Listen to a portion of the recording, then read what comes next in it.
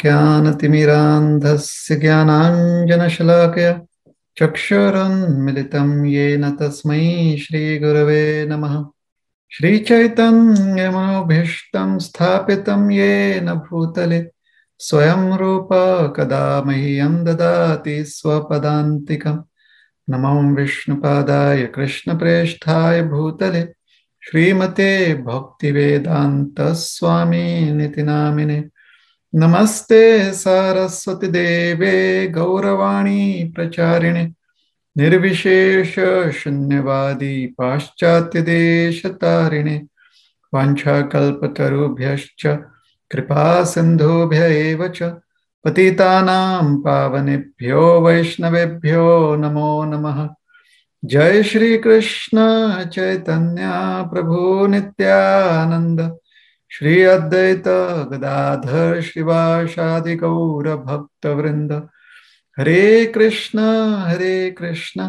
कृष्ण कृष्ण हरे हरे, हरे राम राम राम हरे हरे।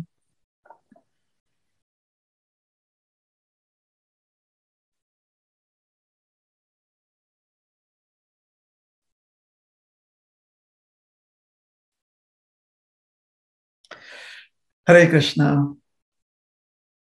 तो आज हम सब श्री गिरिराज जी के सेवा में श्री गोवर्धन पूजा मना रहे हैं। और ये बहुत ही प्राचीन उत्सव है श्री गोवर्धन पूजा। और इस उत्सव का प्रारंभ स्वयं भगवान श्री कृष्ण ने किया था। आज से 5000 वर्ष पूर्व जब भगवान श्री कृष्ण अवतरित हुए थे इस भूतल पर, तो श्री वृंदावन धाम में उन्होंने श्री गिरिराज जी की पूजा करके, उनकी सेवा करके इस उत्सव का आरंभ किया था। तो प्राचीन काल से हमारे संस्कृति में इस उत्सव को मनाया जाता है, यह पूजा की जाती है। और साथ ही साथ हमें यह भी समझाया जाता है कि यह उत्सव क्यों महत्वपूर्ण है और इससे हमें क्या सीखने को मिलता है। तो इस उत्सव में जो भक्त समुदाय होता है वो गिरिराज जी की एक परिक्रमा, क्षमा कीजिएगा, गिरिराज जी की एक प्रतिमा बनाकर सुंदर रूप से उसे सजाकर और बहुत सारे भोग गिरिराज जी की इस प्रतिमा को चढ़ाकर उनकी आरती करके और उनकी परिक्रमा करके यह पूजा संपन्न होती है, या यह उत्सव जो है इस प्रकार से किया जाता है कि गिरिराज जी की हम एक प्रतिमा बनाते हैं और फिर उसको सजाते हैं। उसके बाद भोग बनाकर गिरिराज जी को भोगार्पण करते हैं। फिर उनकी आरती होती है, फिर कीर्तन आरती के साथ परिक्रमा की जाती है और परिक्रमा उपरांत जो भी भोग चढ़ाया गया था अब गिरिराज जी के प्रसाद के रूप में हम सब उसे ग्रहण करते हैं। तो यह कार्यक्रम है। अब इसके पीछे जो कथा है, ये कैसे इसकी शुरुआत हुई, उस पर थोड़ा सा हम ध्यान देंगे। तो आज से 5000 वर्ष पूर्व जब भगवान श्री कृष्ण अपनी लीला व्यक्त कर रहे थे इस भूतल पर, तो बाल्य लीला में एक समय ऐसा आया जब उन्होंने देखा कि गोकुल में हर कोई उत्सव मनाने जा रहा है और बहुत सारी तैयारियां की जा रही हैं, बहुत सारे सामग्री इकट्ठा की जा रही है और बहुत सजावट किया जा रहा है, शुद्धिकरण किया जा रहा है, ब्राह्मणों को आमंत्रण दिया जा रहा है ताकि वो आकर यज्ञ करें, और बहुत सारे भोग बनाए जा रहे हैं, पकवान बनाए जा रहे हैं। तो श्रीमद् भागवत के दशम स्कंद में बताया जाता है कि यह सब देखकर भगवान श्री कृष्ण, जो उस समय मात्र 7 वर्ष की उनकी उम्र थी, बाल्य लीला चल रही है उनकी, या पौगांड लीला कह लीजिए, पौगांड लीला चल रही है। तो उन्होंने यह सब देखा, और फिर भगवान के मन में क्या युक्ति आई, अ, उसका वह भगवान के मन की युक्ति जो है उसको सुखदेव गोस्वामी 10वें स्कंद में बताते हैं। सुखदेव गोस्वामी कहते हैं, तदभिज्ञोपि भगवान सर्वात्मा सर्वदर्शनः प्रश्रा प्रश्रयावनतो पृच्छत वृद्धानंद पुरोगमान। तद अभिज्ञोपि भगवान सर्वात्मा सर्वदर्शनः। तो जो अभिज्ञ भगवान है, सुखदेव गोस्वामी कहते हैं कि साक्षात सर्वज्ञाता भगवान श्री कृष्ण है, भूत वर्तमान भविष्य सब जानते हैं, अभिज्ञ सब कुछ जानते हैं। किंतु फिर भी वह जिज्ञासा करने आ रहे हैं। सर्वात्मा सर्वदर्शन, सब कुछ देखा हुआ है, सब चीज के साक्षी हैं, सब कुछ समझते हैं, सबके हृदय में वास करने वाले परमात्मा है, प्रत्येक कण में निवास करते हुए परमात्मा के रूप में सर्व साक्षी हैं। प्रश्रया वनतो पृच्छाद, जानना चाहते हैं कि इतना सारा प्रयोजन जो है ये ब्रजवासी किस हेतु से कर रहे हैं, उनके मुख से समझना चाहते हैं। परमात्मा के रूप में तो समझ रहे हैं, किंतु उनके मुखारविंद से सुनना चाहते हैं। इसलिए जितने भी वहां पर वरिष्ठ गोप समुदाय था, उनके पास जाकर भगवान अपनी जिज्ञासा व्यक्त करते हैं कि आप सब किस उत्सव की तैयारी कर रहे हो। और बहुत ही मासूमियत से, बहुत ही प्रेम से भगवान अपनी जिज्ञासा करते हैं। भगवान पूछते हैं कि आप सब इतना कष्ट कर रहे हो, इतना मेहनत कर रहे हो, इतनी तैयारी कर रहे हो, लगता है कि कुछ उत्सव है, किसी की पूजा होने वाली है ऐसा प्रतीत होता है, किसी की उपासना होने वाली है ऐसा प्रतीत होता है, और हमें समझ में नहीं आ रहा है कि किसकी उपासना होने वाली है। आप यह ना समझें कि हम बालक हैं, हम छोटे हैं, इसलिए हमें समझने की आवश्यकता नहीं है, क्योंकि इस उत्सव में हर कोई सहभागी होने वाला है, हम भी सहभागी होने वाले हैं। तो कोई भी कार्य संसार में व्यक्ति दो रूप में करता है। पहला रूप यह होता है कि वो कार्य को समझ कर करता है, जो उसके बारे में उसकी जानकारी होती है, और सोच समझ कर वो कार्य करता है। और दूसरा ऐसा कार्य होता है तो जो व्यक्ति बिना ज्यादा विचार किए हुए कार्य संपन्न कर देता है। तो कुछ कार्य जो है ज्ञान में किए जाते हैं, और कुछ कार्य जो है व्यक्ति ज्यादा ज्ञान न अर्जन किए हुए या अज्ञान में कार्य करता है।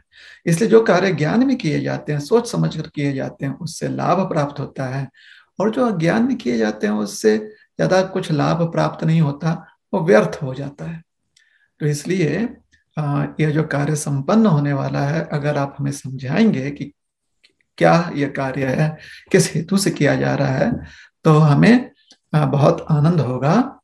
और साथ ही साथ हम ये जानना चाहते हैं, क्योंकि इतने बड़े स्तर पर यह कार्य किया जा रहा है, मतलब व्यापक स्तर पे किया जा रहा है, सारा गांव मिलकर यह कार्य कर रहा है, तो हम ये जानना चाहते हैं कि कार्य जो है ये शास्त्रोचित है, शास्त्र विधि के अनुसार किया जा रहा है, या फिर ये सिर्फ एक, या फिर ये कोई हमारी प्रथा है, पुरातन प्रथा है। तो यह सब हमें जानना है। तो जब सारे वरिष्ठों ने भगवान की जिज्ञासा सुनी, तो उन्हें लगा कि बहुत उचित जिज्ञासा है। तो सब जो है नंद महाराज की ओर संकेत कर दिए कि आपको इसका उत्तर देने का आपने प्रयास करना चाहिए, और बालक सही पूछ रहा है, इसलिए अच्छे से आप उत्तर दीजिए। ऐसा संकेत किया उन्हें नंद बाबा की ओर। नंद बाबा ने उत्तर दिया कि सब कुछ जो है वह अन्न पर निर्भर करता है, धान्य पर निर्भर करता है, और धान्य जो है तभी प्राप्त होती है जब वर्षा हो, और वर्षा प्रदान करने वाले बादल होते हैं, और इन बादलों पर और वर्षा पर जिसका नियंत्रण है वह है इंद्रदेव। तो इंद्रदेव जो है वह बादलों पर नियंत्रण रखते हुए और बादलों द्वारा जो हमें जो वर्षा प्राप्त होती है, जो जल प्राप्त होता है, उससे ही हमारा जीवन यापन होता है, हम जग पाते हैं। तो इसलिए हम सब मिलकर इंद्रदेव की सेवा पूजा करना चाहते हैं। और ये प्राचीन काल से प्रथा चली आ रही है, और ये सिर्फ प्रथा ही नहीं बल्कि इसके पीछे का जो उद्देश्य है बिल्कुल योग्य है, क्योंकि ये शास्त्र विधि के अनुसार ही है कि अगर आपको किसी से बहुत लाभ मिल रहा है तो हमें उनके प्रति कृतज्ञता व्यक्त करनी चाहिए, और कृतज्ञता व्यक्त करने की एक प्रथा है कि हम उनकी उपासना करें। तो नंद बाबा ने यह बात समझा दी। अब भगवान को यहां पर कहा गया है सर्वात्मा सर्वदर्शन, मतलब सर्व साक्षी हैं भगवान। तो भगवान सबके कार्यों के और सबके मनोवृत्ति के जो स्थितियां हैं उसके साक्षी हैं। तो भगवान ने उस समय यह इंद्रदेव के जो मनोवृत्ति है उसका ध्यान भगवान को आ गया कि किस प्रकार की इंद्रदेव की मनोवृत्ति है, और उन्हें लगा कि इंद्रदेव की जो मनोवृत्ति है उनके लिए और बाकी लोगों के लिए जो इंद्रदेव की सेवा कर रहे हैं और जिनकी सेवा इंद्रदेव वर्षा प्रदान करके कर रहे हैं, वो उनके लिए थोड़ा जो है नुकसान पहुंचा सकता है, थोड़ी हानि हो सकती है। तो ऐसा विचार करके भगवान ने सोचा कि सभी को लाभ मिले, इस हेतु कुछ करना चाहिए। तो भगवान ने अपने बहुत मासूम रूप में, बहुत ही सुंदर, और भगवान वैसे भी तो मनोहर है ही, लेकिन सुंदर तरह से भगवान ने, बहुत ही मीठे स्वरों से भगवान ने जितने भी वरिष्ठ थे वहां पर उनको संबोधन किया।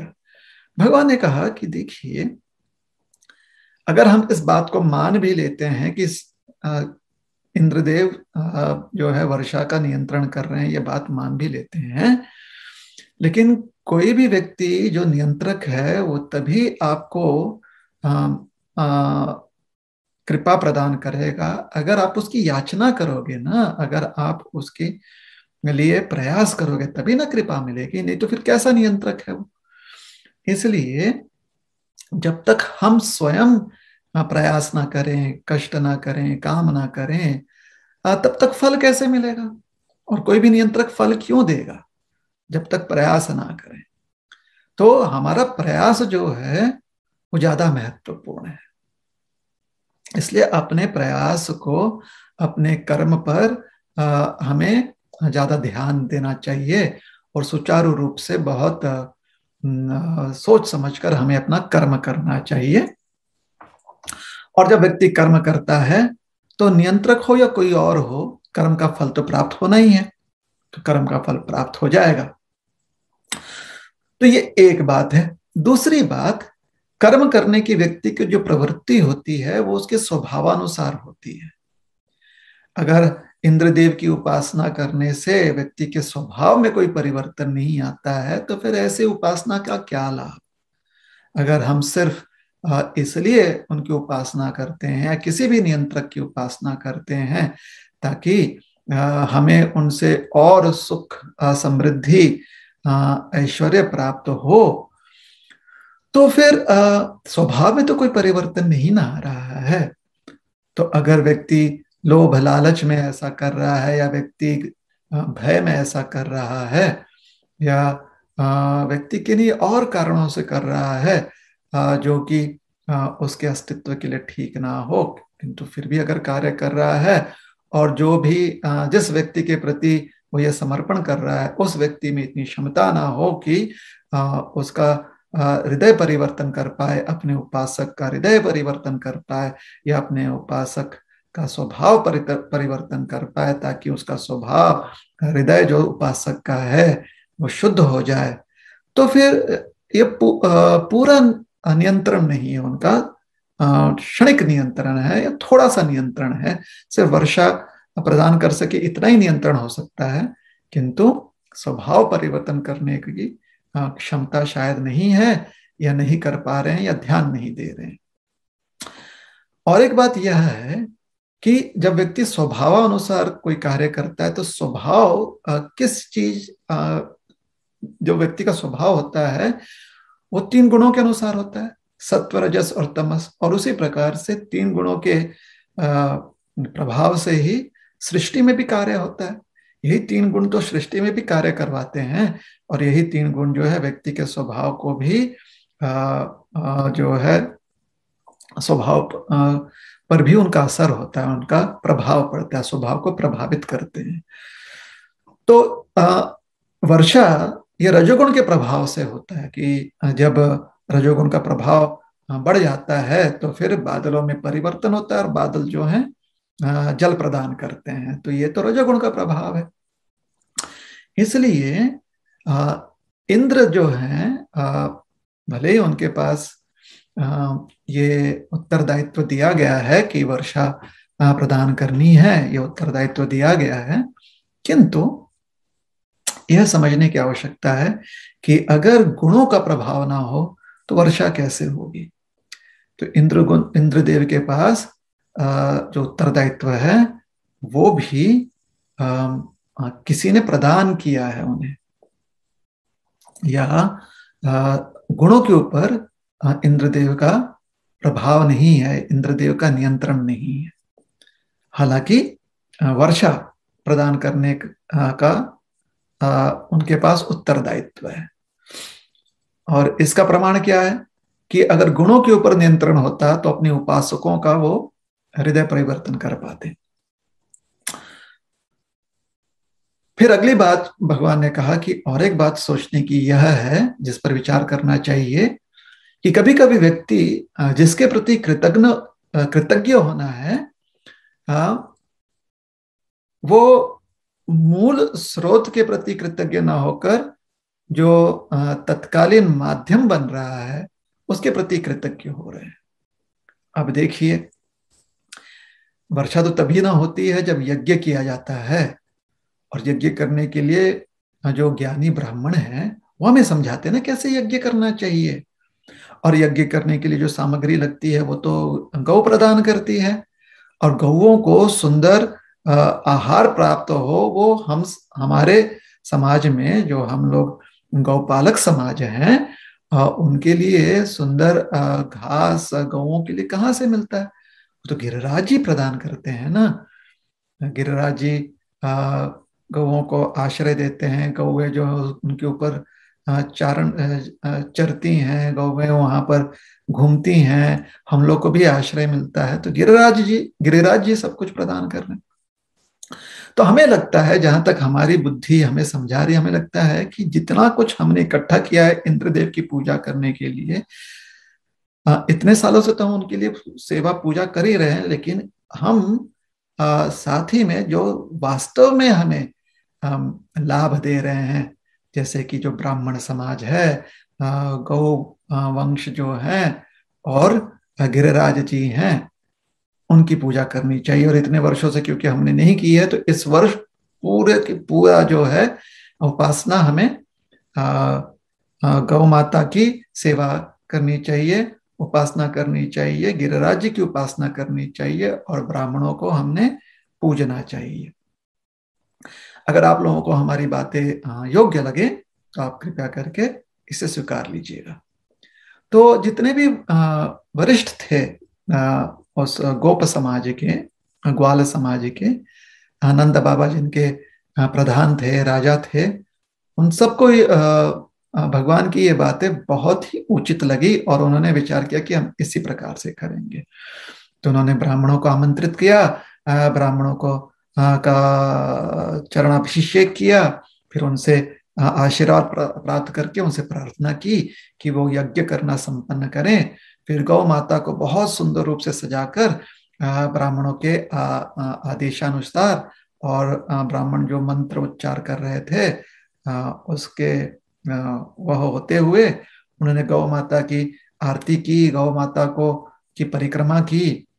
और ऐसे लाखों की संख्या में जो गौ माताएं थी, गौवंश जो था, गौ माता का जो बैल हैं उनका जो वत्स हैं, गोवत्स हैं, उन सब का उनकी सबकी उपासना की गई, परिक्रमा की गई और उनको सजाया गया। और यज्ञ जब संपन्न हुआ तो सब कोई जो है जितना भी गोप समाज था वह सब अपने गौओं के साथ गिरिराज जी की परिक्रमा करने लगे। और जितना भी भोग पकाया गया था वह सब गिरिराज जी को समर्पण करके ब्राह्मण जो है वो समर्पण कर रहे थे और वो गिरिराज जी की परिक्रमा करने लगे।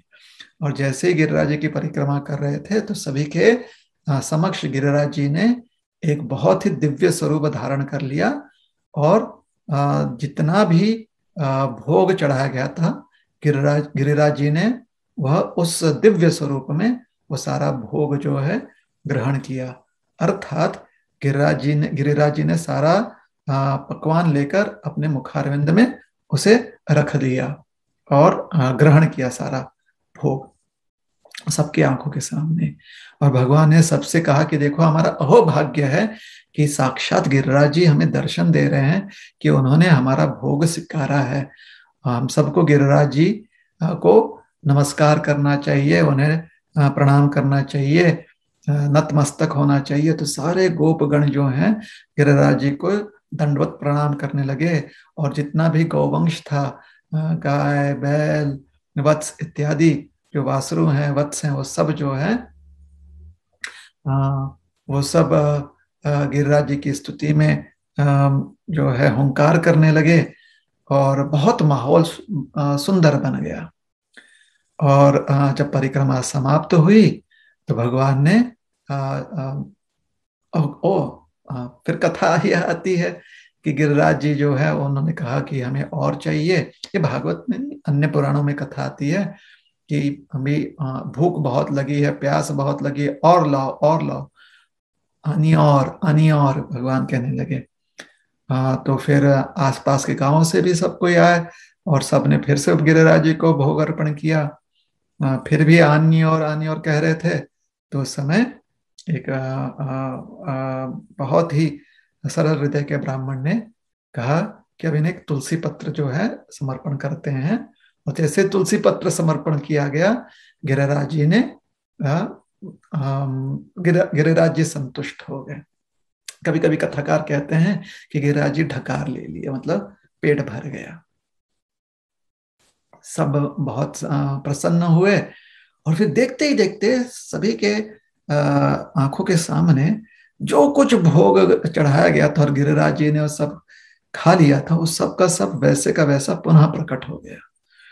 और फिर भगवान कृष्ण ने वरिष्ठों के साथ मिलकर पहले ब्राह्मणों को भोजन प्रसाद जो है बैठकर खिलवाया, फिर बाकी जितने भी समाज के लोग थे उन्हें बैठकर भोजन प्रसाद खिलवाया और गौओं को बहुत सुंदर चारा और आहार दिया गया खाने के लिए।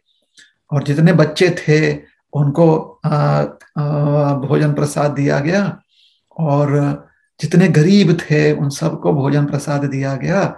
और सबका होने के बाद जब कोई भी हर कोई जो व्यक्ति संतुष्ट हो गया गिरिराज जी का महाप्रसाद ग्रहण करके, तब श्री भगवान अपने परिवार सहित वो बैठकर गिरिराज जी का प्रसाद ग्रहण किए। यही उत्सव जो है इसे अन्नकूट उत्सव कहकर मनाया जाता है। हम जब अगर हम वृंदावन जाएंगे तो वहां पर हम देखेंगे कि लोग गिरिराज धरण की जय कहकर आज के दिन आनंद से नृत्य करते हैं, परिक्रमा करते हैं और साथ ही साथ अन्नकूट महोत्सव का आयोजन करते हैं, जहां पर प्रचुर मात्रा में गिरिराज जी को भोग चढ़ाकर प्रसाद रूप में भोजन प्रसाद वितरण किया जाता है। तो अन्नकूट महोत्सव जो है वो एक अविभाजनीय, अर्थात इस उत्सव का, गोवर्धन पूजा के उत्सव का एक मुख्य और महत्वपूर्ण अंग है अन्नकूट महोत्सव, जहां पर गिरिराज जी का महाप्रसाद जो है वो लोगों में वितरण किया जाता है। सारे जितने भी जीव जंतु हैं सभी को प्रसाद वितरण किया जाता है। तो अन्नकूट महोत्सव जो है यह महत्वपूर्ण है। अच्छा, तो इस प्रकार से गिरिराज जी की पूजा हो गई। अब इसके बाद कथा आगे बढ़ती है, जहां पर इंद्रदेव जो हैं असंतुष्ट हो जाते हैं। उन्हें लगता है कि लोगों ने अपनी प्रथाओं को व्यर्थ ही या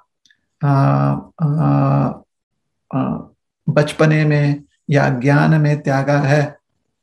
और जब भी कोई प्रथा ज्ञान में त्याग दी जाती है तो उससे नुकसान होने की संभावना ज्यादा होती है।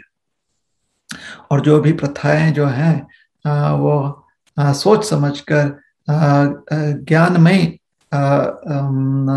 वृत्ति से की जाती है, उन प्रथाओं से अक्सर सभी को लाभ मिलता है, अधिकांश रूप से सभी को लाभ मिलता है। तो इंद्रदेव को लगा कि इन्होंने अज्ञान में ये प्रथा त्याग दी, मेरी उपासना बंद कर दी, और थोड़ी बहुत यहाँ वहां की बातें सुनकर इंद्रदेव को थोड़ा उनका मन विचलित हो गया कि कहीं ये सब जो है अकृतज्ञ तो नहीं हो गए, कृतघ्न तो नहीं हो गए हैं ब्रज के निवासी। और कृतघ्न होने का उनका कारण क्या है? उनका अहंकार। तो इंद्रदेव को लगा कि बड़े अहंकारी हो गए, इसलिए उन्हें दंडित करना चाहिए। कहीं ना कहीं उनके हृदय में भी थोड़ी बहुत यह एक खेद की भावना थी, थोड़ा बहुत अहंकार भी था उनके हृदय में कि हमारी उपासना कैसे बंद कर दी, वो भी एक बालक के कहने पर। ये बुद्धिमान बड़े बड़े वरिष्ठ लोग हैं, वयस्क लोग हैं, एक बालक की बातों में आकर इन्होंने अपनी प्रथा और सेवा उपासना जो है वो त्याग दी और एक पर्वत की पूजा करने लगे। तो जो थोड़ा बहुत अहंकार उनके मन में था कि हम इंद्र हैं और हमारे लिए पूजा की जा रही है, उस अहंकार के चश्मे से या उस अहंकार के दृष्टिकोण से इंद्रदेव को लगा कि अज्ञान के मार्ग पर चलने वाले ब्रजवासियों को दंडित करना चाहिए। और जब उन्होंने देखा कि ब्रजवासी तो पूरी तरह से उनकी भी उपासना नहीं कर रहे हैं, तो उन्हें लगा कि यह दंड जो है या उनका यह अपराध जो है इतना जघन्य है कि दंड भी बहुत भारी दंड उनको मिलना चाहिए। तो उन्होंने क्या दंड सुनियोजित किया? उन्होंने संवर्तक बादलों को बुलाया। ये बादल वर्षा करवाते हैं प्रलय के समय, जब महाप्रलय होता है तो ये बादल जो है आकाश में आकर वर्षा करते हैं, और एक एक बूंद जो है बड़े बड़े ऊंचे ऊंचे और मोटे मोटे स्तंभ के समान होते हैं, जिसके नीचे हर जीव जंतु जो है डूबकर अपना प्राण त्याग देता है, और फिर प्रलय हो जाता है संसार में, महाप्रलय प्रलय होता है। तो उन बादलों को जो है आवाहन करते हुए, जो कि और सारे बादल जो इंद्रदेव के सेवा में रहते हैं, कि इंद्रदेव जो है उनके वरिष्ठ जो वरिष्ठ व्यक्ति हैं उस डिपार्टमेंट के। तो जब संवर्तक बादलों को बुलाया गया तो उन्होंने कहा कि जाकर वृंदावन पर वर्षा करो और पूरा वृंदावन जो है डुबा डालो। तो संवर्तक बादल गए, और ये बहुत कथा प्रचलित है कि उनको 7 दिन और 7 रात्रि तक प्रयास करना पड़ा। अक्सर संवर्तक बादलों को इतना प्रयास नहीं करना पड़ता है। जो संवर्तक मेघ हैं वो 1-2 दिन में ही सब कुछ समाप्त कर देते हैं। हाँ, महाप्रलय के समय उन्हें काफी करना पड़ता है प्रयास, लेकिन वृंदावन जैसे 84 क्रोश का तो मथुरा मंडल है, तो उसको डुबाने में उनको ज्यादा प्रयास करने की आवश्यकता नहीं है। 1-2 घंटा जो है अगर वो बूंदाबांदी भी कर दिए, थोड़ा सा भी जल जो है डाल दिए, तो पूरा वृंदावन गांव डूब सकता है। लेकिन 7 दिन और 7 रात्रि तक कुछ नहीं हुआ, नहीं डुबा पाए। ब्रज में पानी पानी हो गया, त्राही त्राही मची मच गई, लेकिन ब्रज का एक भी प्राणी जो है, एक भी व्यक्ति जो है डूबा नहीं। उसका कारण क्या था कि पहले दिन जब वो बादल बरसने लगे तो उन्हें देखकर सब समझ गए कि शायद ये इंद्र का क्रोध है। तो भगवान कृष्ण के पास आए, उन्होंने कहा कि लाला देखो, इंद्र का क्रोध है यहाँ पर प्रकट हो रहा है। तो भगवान ने कहा घबराने की जरूरत नहीं है, जिनकी हमने उपासना की है वही हमें संरक्षण देंगे, चलो हम लोग गिरिराज जी के पास जाते हैं। तो सारे गौ वंश को लेकर और जितने भी अन्य प्राणी जंतु हैं उन सबको लेकर सारा जो गोप नगरी है, सारा जो सारे जो ग्वाल समुदाय के जितने भी सदस्य थे, सब कृष्ण के साथ, कृष्ण के पीछे पीछे गिरिराज जी के पास पहुंचे और गिरिराज जी से प्रार्थना की। और फिर उनके आंखों के सामने भगवान कृष्ण ने गिरिराज जी को अपने बाएं हाथ के छोटी सी उंगली पर उठा लिया और 7 दिन तक और 7 रात्रि तक उसे धारण किया। इसी को कहते हैं गिरिराज धरण। और भगवान जो है वो साक्षात गिरिराज धरण जो लीला है उन्होंने प्रकट की। इसलिए ब्रजवासी जो है गिरिराज धरण की जय ऐसे कहकर भगवान की स्तुति करते हैं। भगवान गिरिराज धरण करके गोवर्धन धारी हो गए या गिरिराज धारी हो गए भगवान,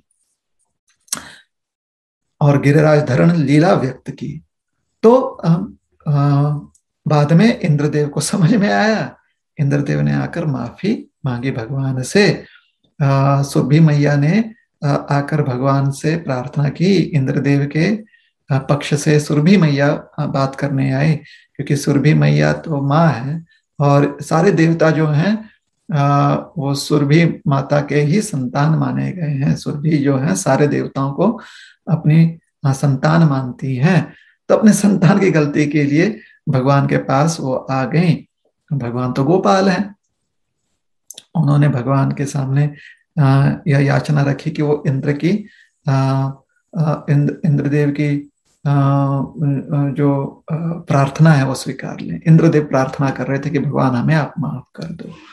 और यही एक अच्छे भक्त का लक्षण होता है, या यही जो बहुत उदार मन उदार दिल के व्यक्ति होते हैं ना, उनका लक्षण होता है, जो इंद्रदेव का लक्षण है।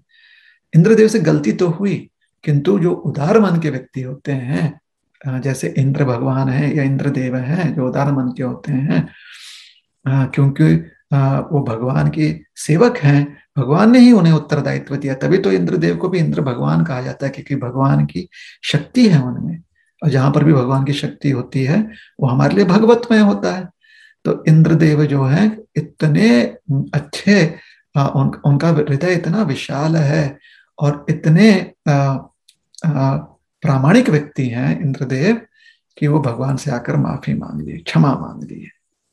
और हम सबके लिए भी यही सीख है कि अगर हमसे गलती हो गई तो हमें क्षमा मांगने में कोई देरी नहीं करनी चाहिए, और ना ही हमें किसी प्रकार की मायूसी होनी चाहिए क्षमा मांगने में। क्षमा मांगने से क्षमा मांगना, अपने गलती को स्वीकार कर उसके लिए क्षमा मांगना, ये कमजोरी नहीं है, ये वास्तव में इससे हमें शक्ति मिलती है, क्योंकि फिर हम गलती सुधारते हैं, और जो व्यक्ति गलती सुधारता है वो सुधर जाता है, सुधरा हुआ व्यक्ति वो सही व्यक्ति हो जाता है।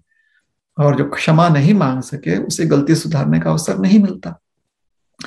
तो इंद्रदेव वास्तव में हमारे लिए इसलिए बहुत ही पूजनीय हैं कि उन्होंने क्षमा मांग ली भगवान से, और भगवान ने भी उन्हें क्षमा कर दिया। कुछ चीजें जो हमें सीखनी चाहिए वो यह है कि सबसे पहली बात, जो प्रत्यक्ष रूप से हमें दिखाई देता है कि जहां से हमारे जीवन में हमें बहुत सारी उपलब्धियां प्राप्त हो रही हैं, तो उन लोगों को या उन वस्तुओं के प्रति हमें बहुत ही आदर होना चाहिए, और हमें उनका धन्यवाद मानना चाहिए, हमें उन्हें धन्यवाद देना चाहिए। जिन जिन जिन व्यक्तियों से के माध्यम से हमारे जीवन में बहुत सारी उपलब्धियां प्राप्त हैं। तभी तो हमारी संस्कृति में उड़ते ही हम वसुंधरा को नमन करते हैं। हम अपने धरती माँ को नमन करते हैं। क्यों? क्योंकि उनसे रोज हमें खड़े रहने का, अपने कार्य संपन्न करने की हमें आधार हमें मिलता है। उसी प्रकार से हम हर दिन सूर्य देव को, चंद्र देव को सूर्योदय के समय, चंद्रोदय के समय नमन करते हैं, क्योंकि उनसे हमें कितना कुछ प्रतिदिन मिलता है। ये जो हमारे देवता है ना, ये हमारी भूमि जो माता है, इनका 24/7 जिसे कहते हैं, प्रति क्षण हमें, या सूर्य देव हो, वायु देव हो, इंद्र देव हो, प्रति क्षण हमें इनसे उपलब्धियां प्राप्त है। तो इसलिए हम इनका नमन करते हैं। और ये सब जिनकी सेवा कर रहे हैं या जिनके सेवक हैं, और जो हम सबके स्वामी हैं, भगवान श्री कृष्ण, वो तो वास्तव में सब सारी सृष्टि के मूल हैं, जड़ हैं। इसलिए भक्ति हम भगवान श्री कृष्ण के करते हैं। नमन या नमन हम हर उस व्यक्ति को करते हैं जिससे कि हमें उपलब्धि प्राप्त है प्रत्यक्ष रूप में। हाँ, तो अपने माता पिता को हम नमन करते हैं, गुरुजनों को नमन करते हैं, अपने शिक्षकों को नमन करते हैं, जो भी जो पशुधन है हमारा, या जो भी प्राणी धन है हमारा, उनको नमन करते हैं। नमन अर्थात उनका आदर सम्मान करते हैं। जहां पर भी आवश्यकता उनकी सेवा करते हैं, जहां पर आवश्यक हो उनका संरक्षण करते हैं। और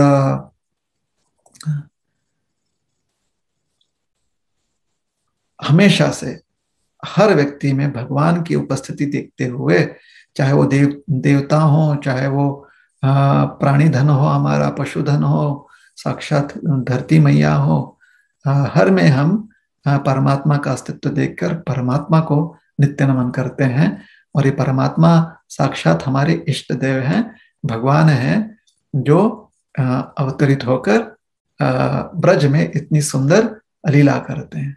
तो यह हमारे लीला पुरुषोत्तम भगवान श्री कृष्ण हैं, हमारे पूजनीय आराधनीय भगवान हैं, जो हमें ज्ञान देते हैं, हम पर कृपा करते हैं, हमें संरक्षण प्रदान करते हैं, और साथ ही साथ हमें यह विचार बुद्धि देते हैं कि कैसे हम उन लोगों के प्रति अपनी कृतज्ञता व्यक्त करें जिन्होंने हमारे जीवन में बहुत ज्यादा योगदान दिया हुआ है, जिनकी उपलब्धियों के कारण ही हम कुछ समृद्धि, सुख शांति प्राप्त किए हैं। तो इंद्रदेव की जो है उनकी गलती सुधर गई। इंद्रदेव जो है पुनः वो थोड़ा सा जो भी अहंकार उनका मंद था, उनके मन में था या उनके हृदय में था, उसे पूरी तरह से त्याग दिए और भगवान का स्मरण करते हुए जाकर फिर से अपना उत्तरदायित्व संभालने लगे। उसी प्रकार से हमें भी नित्य अपना उत्तरदायित्व निभाना चाहिए। जो भी हमारे वरिष्ठ और हमारे बुद्धि के विचार विमर्श से हमें समझ में आता है कि हमारा क्या उत्तरदायित्व है, तो अपने उत्तरदायित्व निभाना चाहिए। तो पहली बात यह है कि कृतज्ञ होना। दूसरी बात, इस संसार में हमें ऐसे कोई भी कार्य नहीं करनी चाहिए जहां पर लोभ हो या भय हो या वासना हो।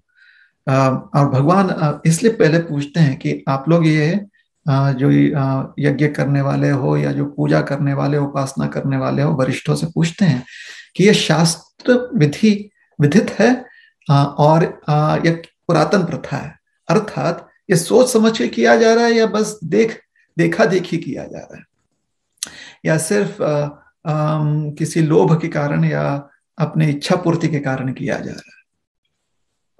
तो इच्छा पूर्ति के लिए अगर हम कुछ कार्य कर रहे हैं, विशेष करके यह विचार करते हुए कि अगर हम नहीं करेंगे तो फिर हमारी इच्छा पूर्ति नहीं होगी, या हम नहीं करेंगे तो हमारा कुछ अनिष्ट हो जाएगा, तो ऐसा भय या इस प्रकार का लोभ अगर उपासना में व्यक्त होता है, तो वह उपासना सही तरह से नहीं की जा सकती। उचित जो उचित तरह से नहीं की जा सकती है वह उपासना। और जो उपासक होता है उसके लिए भी वो ज्यादा लाभदायी नहीं होता अगर उपासना की विधि भय, वासना, क्रोध, लोभ से प्रेरित हो। तो भगवान ये समझाना चाहते थे कि आप लोग इन कारणों की वजह से तो नहीं कर रहे हैं। और कई कई जब कुछ कुछ अन्य जगह पर अन्य जो वृत्तांत हैं गिरिराज धरण लीला की, वहां पर यह भी समझाया जाता है कि एक समय पर कहते हैं जो गोपजन है, गोपगण है, वो कहते हैं कि अगर इंद्र की सेवा ना करेंगे तो इंद्र क्रोधित हो जाएंगे और फिर वो हमें हमारी आवश्यकता प्रदान नहीं करेंगे। तो यहाँ पर भय प्रकट हो रहा है। तो भय, क्रोध, लोभ, वासना से प्रेरित होकर उपासना नहीं करनी चाहिए। तो उपासना कैसे करनी चाहिए? सेवा के रूप में। और जहां पर सेवा वृत्ति होती है वहां पर प्रेम होना भी बहुत आवश्यक है, कृतज्ञता व्यक्त करना भी बहुत आवश्यक है। तो इस प्रकार से उपासना करनी चाहिए। जैसे कि गिरिराज जी की उपासना की गई, क्योंकि गिरिराज जी के प्रति इतना स्नेह था। और वास्तव में गिरिराज जी ने जो प्रदान किया है वो बहुत गोप समाज के लिए बहुत ही विशेष है। इसलिए वह उपासना योग्य उपासना है।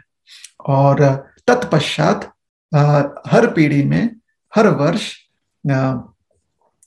यह जो पर्व है, यह जो उत्सव है, ये मनाया जाता है कार्तिक मास में गोवर्धन पूजा के रूप में और अन्नकूट महामहोत्सव के रूप में। तो आप सबको बहुत बहुत बधाई कि आप सब जो है इस गोवर्धन पूजा और अन्नकूट महामहोत्सव में भाग लेने आए हैं। और आप सबसे यही अनुरोध है कि भगवान श्री कृष्ण जो गिरिराज जी के रूप में भी व्यक्त हैं, गिरिराज जी ये साक्षात भगवान श्री कृष्ण है। गोवर्धन महाराज जो हैं वो साक्षात भगवान श्री कृष्ण हैं।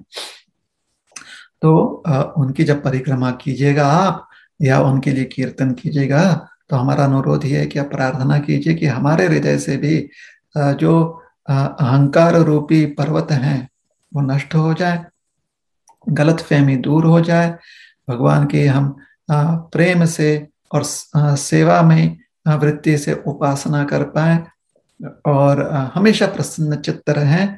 और प्रसन्न चित्त रहते हुए भगवान की स्तुति किया करें, कीर्तन किया करें और नाम स्मरण और नाम कीर्तन करें। हरे कृष्ण कृष्ण कृष्ण हरे हरे, हरे राम राम राम हरे हरे।